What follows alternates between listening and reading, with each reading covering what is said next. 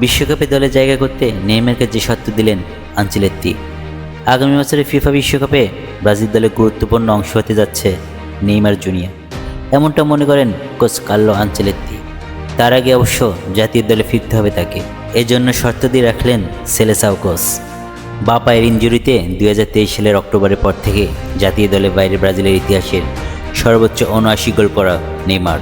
এর মধ্যে গত জানুয়ারিতে শৈশবে ক্লাব সান্তোসের হয়ে মাঠে ফিরলেও আনচেলত্তির অধীনে এখনও ব্রাজিলের জার্সি জড়ানো হয়নি তার। ইটালিয়ান কোচের অধীনে গত মার্চ থেকে ইতিমধ্যে সেলেসাওরা বাছাই পর্বে 6টি ম্যাচ খেলেছে, কিন্তু ইনজুরির কারণে কোনোটির ডাক পায়নি নেইমার। সবশেষে সেপ্টেম্বরেও 2 ম্যাচের জন্য তাকে বাইরে রেখে স্কোয়াড সাজিয়েছিল আনচেলত্তি। যদি এ দফায় নেইমারের দাবি ছিল ফিট থাকলেও টেকনিক্যাল কারণে তাকে স্কোয়াডে ডাকেননি আনচেলত্তি। তার দাবি ছিল টেকনিক্যাল কারণে বাদ পড়েছেন, শারীরিক অবস্থার কারণে নয়, আর কোচের এমন সিদ্ধান্তকে তিনি সম্মান করেন। তবে নেইমারের এমন দাবিকে উড়িয়ে দিয়েছেন আনচেলত্তি। তিনি জানিয়েছেন নেইমারের প্রতিভা দিয়ে তার সংশয় নেই, তবে দলে জায়গা করে নিতে হলে গুরুত্ব পাবে ফিটনেস।